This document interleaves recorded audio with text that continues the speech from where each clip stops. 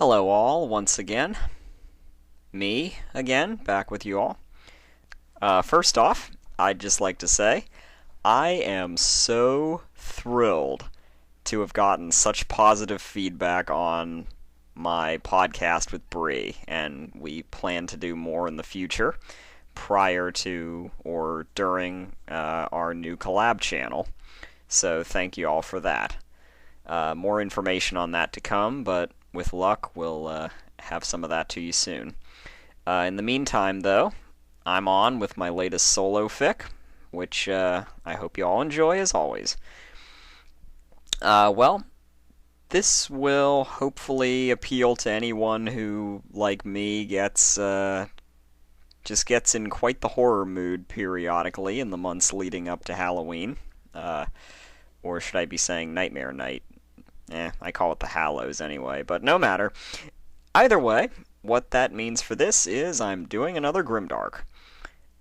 This one was another very recent addition to Fanfiction called Lyra Grows Fingers, involving Lyra's wish coming true in a very, well, you'll see.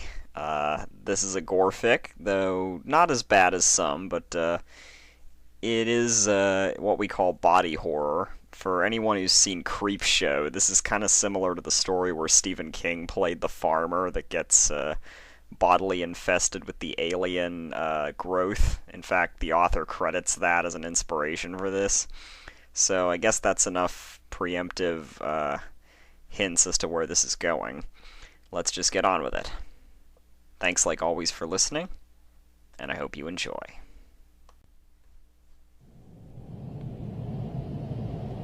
Lyra Grows Fingers by Scramblers and Shadows. Like rats, for example, said Lyra. Vile little creatures. Why would you want to be like a rat? Bonbon grimaced, taking a cutting board from beside the stove. The two ponies were making dinner, and much to Bonbon's chagrin, Lyra had once again steered the conversation in the direction of hypotheticals. Actually, for the record, fancy rats are really clean. I'm just saying that... Here, chop this celery. And don't get any sewage on it, please, said Bonbon. Oh, hilarious. Lyra pulled a chef's knife from the drawer and set to work, holding it rather shakily in her hornfield so that she could still talk. See? This is what I mean. It would be so much easier if we had limbs with fingers instead of hooves. Like rats. They'd just get in the way. You'd end up lopping them off or something. Besides, the fact of the matter is that we have hooves, and idle speculation isn't going to change that. Bonbon dropped vegetables into a saucepan. For Celestia's sake, Bonbon, why do you always have to be so... In a moment of distraction, Lyra's hornfield flickered, and the knife dropped, blade glancing off her right shoulder and opening the skin on the way to the floor. Lyra yelped and slapped her hoof over the wound. Bonbon dropped what she was doing and rushed over. Oh, great, look what you've done now. Here, move your hoof. Let me look at it. Okay, it doesn't seem too bad. Go upstairs and clean it. I'll finish dinner. But, now. Lyra grumbled but conceded. She trotted upstairs, leaving a muttering Bonbon in the kitchen. By the time she reached the top of the stairs, she was thinking about fingers again. The accident had become just another mundane annoyance. In the bathroom, Lyra washed the wound and inspected it in the mirror. Shallow, about 3 inches long. It had already stopped bleeding. Everything was fine then. She'd been lucky. Thus assured, her thoughts were once again elsewhere while she taped gauze over the wound. Lyra lay daydreaming on the floor of the lounge while Bonbon read. The rest of the evening had been uneventful, save for Bonbon snapping when Lyra kept asking her odd questions. I think I'm going to bed, said Bonbon, closing the book. "'Kay, I'll be up in a little bit," said Lyra. Bonbon smiled and ruffled Lyra's mane. "All right, lass," she said. "Don't stay up all night again, all right? You have students coming round tomorrow." "Oh, yeah. What would I do without you?" Lyra took Bonbon's hoof. Living on the streets, unable to remember how you got there, probably. How's the shoulder doing? Lyra glanced at the gauze, white and unstained. It doesn't hurt anymore. Actually, I'd forgotten about it. Bonbon rolled her eyes. Well, that's a surprise. Good night, anyway. The two nuzzled for a brief moment. After Bonbon had gone upstairs, Lyra sat poking at her shoulder. There was a lump under the gauze, but it didn't hurt at all. Curiously aroused, she got up, walked over to the mirror in the hallway, and pulled the dressing from her shoulder. The cut was still there, livid but dry. But now it lay across a lump. No, 4 lumps in a row the length of the cut. Lyra poked them again. They were hard. It felt like there were chunks of bone just beneath the skin. That was disconcerting. Was there an infection? Had she not cleaned it properly? She couldn't remember if she had or not. Lyra made a mental note. Then she remembered some earlier advice and gentle chiding from Bonbon, and grabbed a post-it from the table beside the mirror to make a physical note instead. See doctor about freaky shoulder thing. Satisfied, she stuck the note on the mirror, put the issue out of her mind, and went to bed. Lyra woke, bathed in sunlight. Eyes still closed, she reached out a hoof to the other side of the bed and found it empty. Bonbon had already left, but not before opening the curtains. Muttering, Lyra squinted at the bedside clock. It was 9:30. Enough time for a snooze before having to work on her lesson plans. Lyra sighed contentedly and rolled over to take advantage of the full width of the bed. Something rubbed against her shoulder. She shifted position. There was still an uncomfortable pressure there. Slightly annoyed, but still not willing to go to the trouble of opening her eyes, she felt the area with her hoof to see what the problem was. Then she leapt out of bed.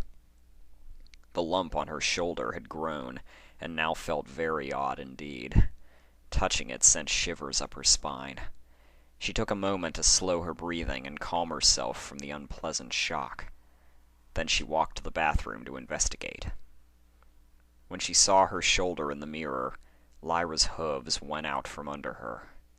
If one was being charitable, one might say she had tried to leap backwards, slipped, and gone sprawling onto the linoleum floor. She didn't mean to. It was pure animal reaction. As she lay there, gasping and almost mewling, it struck her that she couldn't recall what about her shoulder had sparked such a reaction. You woke up quickly, she told herself. Just the remnant of a creepy, forgotten dream. That happens, right? There's nothing there, really. Just a cut from a perfectly mundane accident. She peered up at the mirror, saw the ceiling reflected in it. A perfectly normal ceiling through a perfectly normal mirror. Her throat felt tight and she was shivering. She didn't want to look at her shoulder again. She let out a small, barking laugh. This was absurd, filled with dread over a mirror for Pony's sake. Slowly she rose, forcing herself into a standing position, and looked at the reflection of her shoulder again. This time Lyra didn't jump, or slip, or do anything that might be charitably interpreted as such. She just froze, locked into a daze as she studied the reflection. The cut on her shoulder was livid. It had opened again. It still wasn't bleeding, and it didn't hurt, but through it, from beneath the skin, sprouted 4 fleshy protuberances, twitching 1.5 inches. They were covered in fine, short fur, the same color as her coat. Each had a rounded tip with a soft pad on one side, and a small flat plate on the other, like a bizarre, misshapen, ineffectual hoof. Slowly, Lyra brought a shivering hoof up to her shoulder and prodded them. They had 2 joints, one in the middle and one just beneath the skin where they emerged. Lyra fiddled with them, testing their range of motion. Ouch! Okay, that showed 2 things. 1, the middle joint didn't bend backward. 2, she could feel through them. Not taking her eyes off the reflection, Lyra put her hoof back on the ground for fear that she might fall over if she didn't. Then, Each protuberance grew, rose up through the cut. Now each one had 3 joints. They waved like fronds in a breeze, flexing and twitching. Lyra considered calling off her lessons for today. She peered at the things again, and then, finally, she realized what they were. Fingers, like a rat's, poking out from her shoulder, moving unbidden. Still dazed, slowly to ensure her rubbery legs didn't give out again, Lyra backed out of the room and slowly closed the door. She stood in the hallway for several minutes, breathing heavily. "There's nothing wrong with my shoulder," she said eventually. "It's just a dream or a fever or something. That's right, girl. You were thinking about fingers last night. It's just your mind going off on one." It made sense. She always did have an active imagination. This was just another manifestation of that. Might be an infection. Worth going to see a doctor when the hallucination recedes. She decided she would take students. To do otherwise would be to admit that there was something seriously wrong with her. Something like having fingers growing out of a wound in her shoulder for no reason. Now her day was decided, Lyra felt a bit less giddy, a bit more confident. That just left the issue of... Lyra took a deep breath and entered the bathroom again. She avoided looking at the reflection of her shoulder, and instead pulled out gauze and tape from the cabinet. She dressed the wound, just as she had done the previous night. She winced when she put the gauze against her flesh, feeling in a new way, feeling it from her... No, she didn't. She just put the gauze on her shoulder and taped it down. She didn't wince, and she didn't take care to avoid bending any joints the wrong way, and she definitely didn't see a quivering lump beneath the gauze afterwards. Thereafter, her day progressed just as she had expected. Lyra breakfasted, threw away the note on her mirror, didn't think about fingers, prepared lesson plans, tuned her harp, didn't think about fingers, practiced, read a book, didn't think about fingers.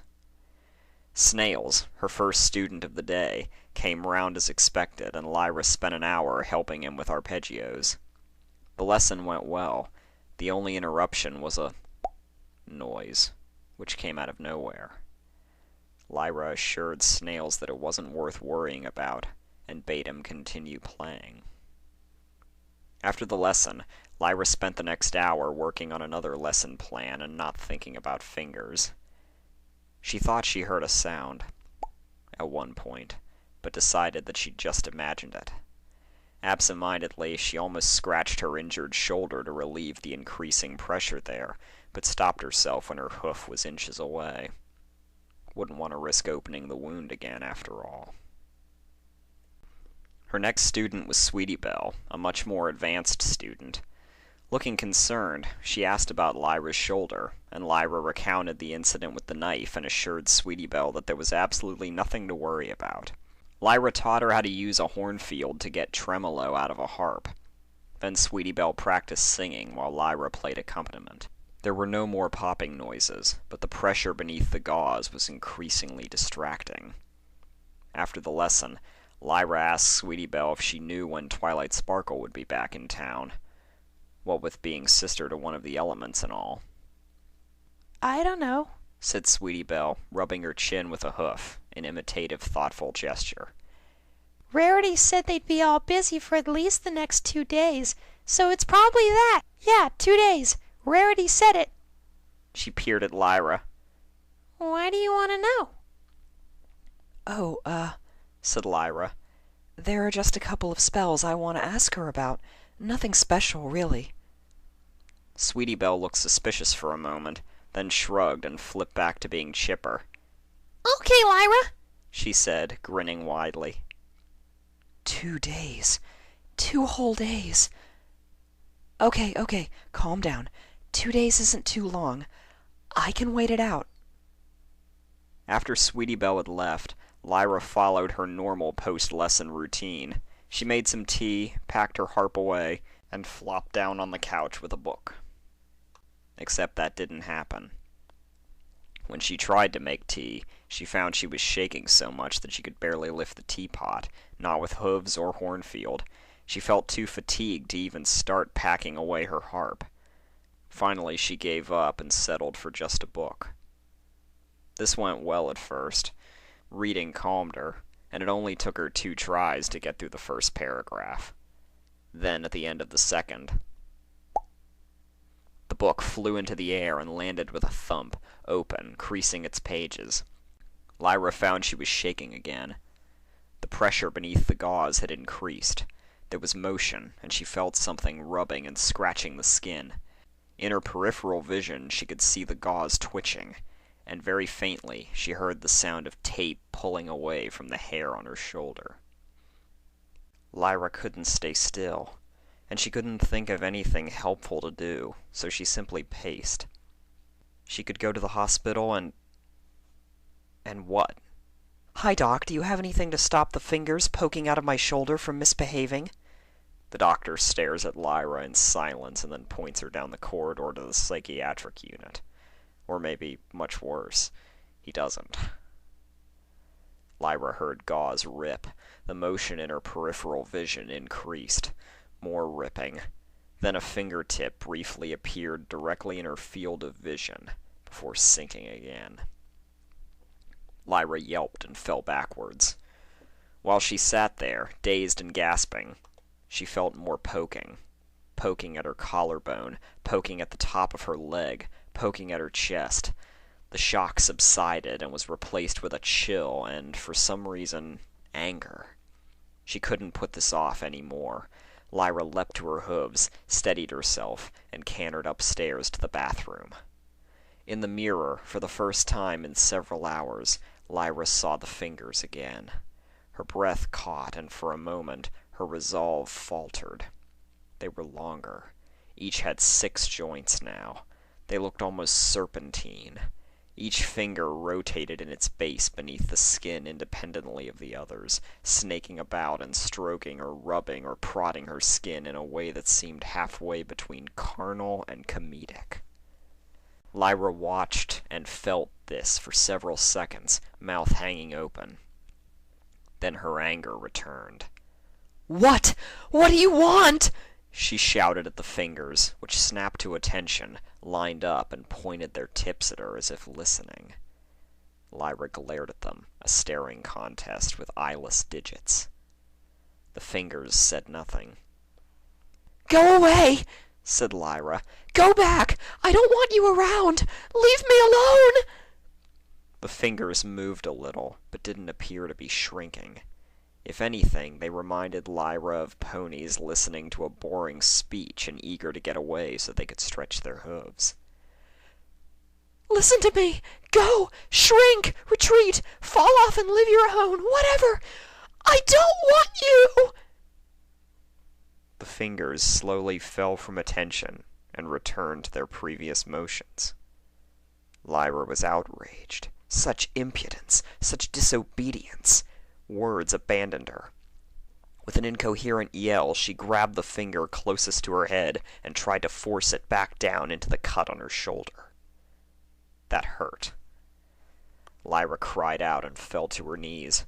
When she got up, there were tears in her eyes. The finger that she had assaulted was now pointing at her. All the fingers grew another joint, extending their reach. The closest finger reached up and, stretched to its full length, flicked her nose. You... Lyra was starting to lose coherence again. Her epithet dissolved into a snicker halfway through. The finger, now with 8 joints, enlisting its 3 companions, made a rude gesture at her in the mirror. Lyra closed her eyes and took a deep breath. Then another. Then 3 more. This helped a little. "Okay," she said quietly, now to herself, voice quavering. Gotta go to the hospital. Get these things amputated. Now. The fingers slowed their motion as she spoke. Lyra didn't care. Let them hear. Let them worry. No, even better. Let them suffer, impotently wait in terror at the prospect of their fate. The little bastards. The closest finger flicked her nose again. Lyra didn't respond. She knew what was coming. She retreated from the bathroom. Whatever. 9 joints now, none tomorrow. As Lyra was walking towards the stairs, the finger flicked her nose, harder than before. Lyra bit it. The pain was shocking. She faltered for a moment, but regained her composure quickly. The finger retreated, blood drawn from its tip. "Serves you right," she said. She got downstairs without incident, save for another. She ignored it and trotted slowly towards the front door. Then the fingers attacked her. One snaked around the top of her foreleg and pulled. One jabbed her in the eye, and 2 pushed down on either side of her throat. Bewildered, choking, her eyes stinging, Lyra fell forward and hit her head on the floor. Bang! She felt another jolt of pain as one of the fingers got caught between her skull and the floor. As she rolled over on her side, groaning, she saw it pulling away. The last few segments flopped about from a dislocated joint. Lyra moaned, and then the closest finger flicked her nose and her composure broke. Lyra leapt up, screaming at the finger. Just that one, the closest, the ringleader, her nemesis. "Okay, you little fucker. You want to do this the hard way? Fine! We'll do this the hard way!" She stumbled into the kitchen and, with her hornfield, grabbed a bundle of string from beneath the sink. Bonbon had always looked askance at Lyra's tendency to keep odd objects around the house, just in case. Not anymore. Not after this incident. No, sir. Glaring at the fingers, now still, Lyra pulled a length of string from the bundle. Hoping to catch them by surprise, Lyra grabbed the tip of each finger in her hornfield and quickly brought the string towards them. The fingers struggled. They were strong. Lyra managed to hold on to them all as she looped the string around their ends and knotted it. They pulled from her grasp a moment later, but now at least they were hampered, tied together. Lyra readied another piece of string while the fingers writhed. The cut on her shoulder popped twice, and the fingers grew another 2 joints in quick succession. Lyra looped another piece of string over the fingers, hoping to tie them to her legs so that she could constrain them. Hopefully that would do until she got to the hospital. She was starting to worry about their rate of growth. And whack! The bundle of fingers flew up and smacked her in the horn, hard. The bundle of string went down. Lyra also went down. This time the fingers didn't let up. They smacked her again on the nose. They writhed, trying to get free of the string. They grew again. More pops. Lyra had stopped counting the joints. Lyra tried to get up. The fingers thumped her again on the jaw. She fell again, whacking her left shoulder on the counter and grabbing at a drawer for purchase. The drawer opened and fell from its recess, sending cutlery clattering across the floor. Dazed, Lyra scrambled at the floor uselessly. The clang of metal against linoleum hurt her ears. Her nose was bleeding, her eye stung, her horn burnt, her left shoulder ached, and loud and clear through the noise was the agony of the dislocated finger, still pulling against the string. The bundle of fingers hit her again, and again. Lyra shielded her face with her hooves and whimpered. The fingers didn't slow down, hitting wherever they could reach.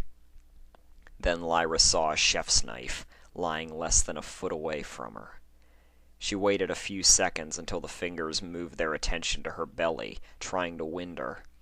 Then she grabbed the knife with her hornfield and, no time for finesse, jabbed its blade into the bundle repeatedly. She hacked, twisted, sliced, stabbed, and she felt it. All the pain so far paled in comparison, but she kept going for fear of what would happen if she let the fingers get the upper hand again. Moments after the attack, the fingers hit her horn again, hard enough to tear it from the root a little. Lyra was prepared for this. As the knife fell, she snatched it from the air with her mouth and continued her attack. There was blood. A lot of blood. More than Lyra would have thought possible from such spindly things. The fingers looked terrible, riven with dozens of cuts. In a couple of places, bone was exposed with ribbons of ragged flesh hanging from it. The fingers stopped attacking her, and the bundle flopped down on the floor, still twitching and bleeding. Lyra dropped the knife. Her ears were ringing. She was sobbing. She hadn't noticed it until now. She stood up. The fingers hung from her shoulder. Her knees shook, but she didn't fall. "Hospital," she muttered under her breath and shuffled towards the door. Lyra froze. The bundle of fingers still hung there. They were a little longer than before. The bundle started to move. Lyra wasted no time. She swung around, grabbed the knife from the floor with her mouth, her horn no longer worked, and flopped the growing bundle of fingers onto the counter, and stabbed it again, as close to the root as she could. The fresh pain made her yelp. The fingers came alive. The injuries from earlier stopped them from lifting their tips, but they still twisted and wriggled. Lyra kept stabbing, trying as best she could to ignore the pain coming with each cut. The tail end of one of the closest fingers came away, leaving a short but rapidly growing stump waving about freely with splintered bone poking from its tip. Lyra stabbed it. Another. And another. The string now only held dead tips trailing several feet of stationary, mutilated flesh. Lyra kept stabbing at the new growths. "Lyra!" Lyra's heart caught in her throat. She looked up. Bonbon stood before her, a horrified expression on her face. There was a pause. The mares stared at each other. The only sound was the popping of Lyra's shoulder. Lyra felt bizarrely and profoundly embarrassed, as if Bonbon had walked in on her masturbating on the toilet rather than trying to cut off malicious fingers growing from her shoulder.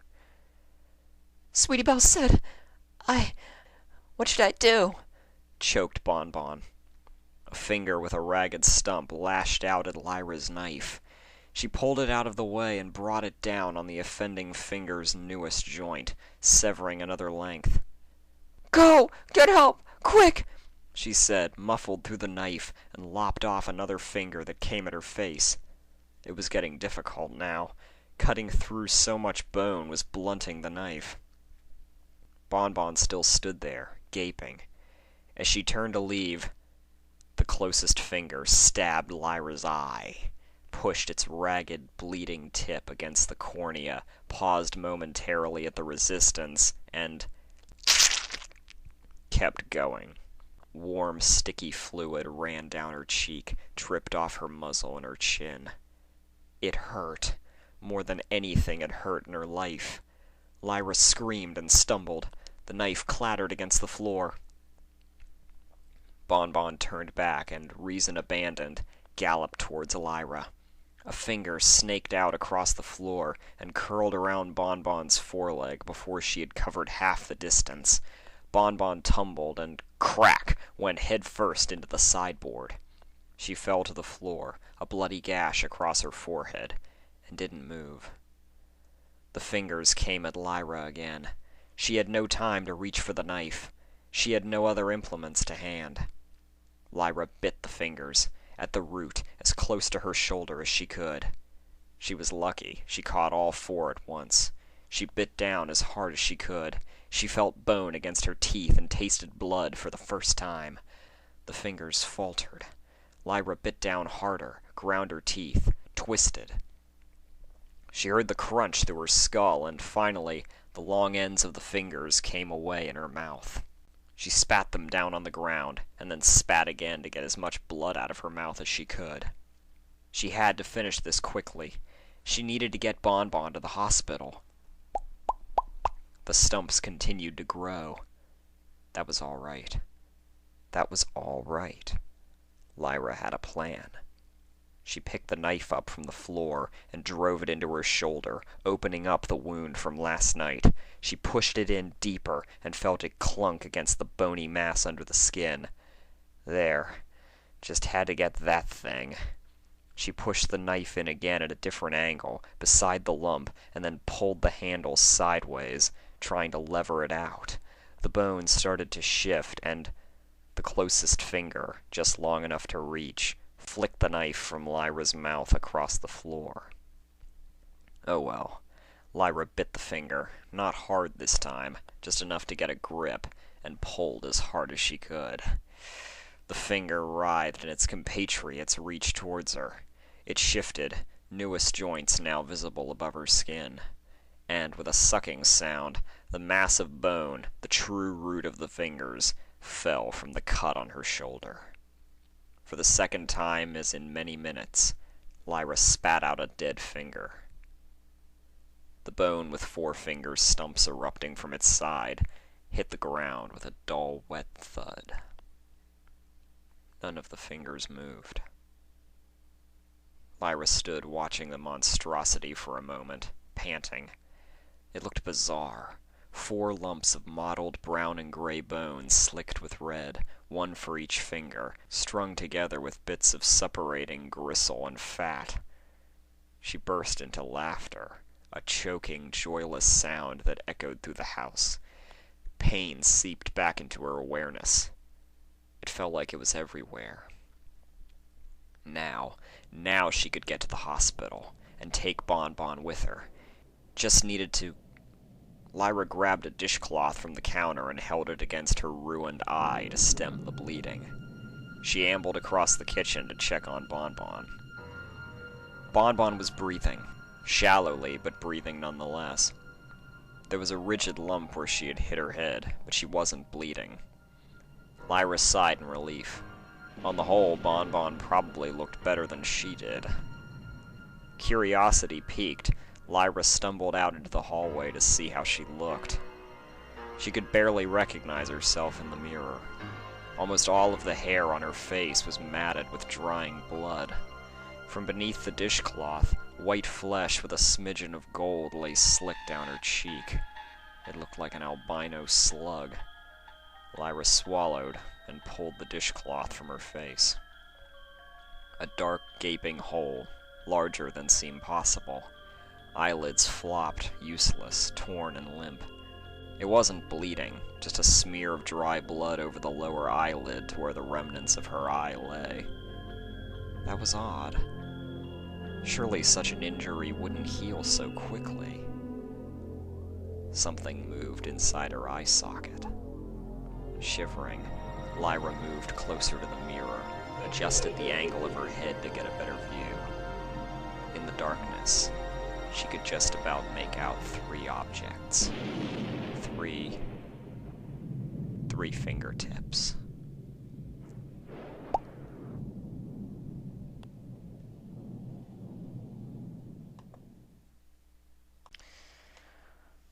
Well, well.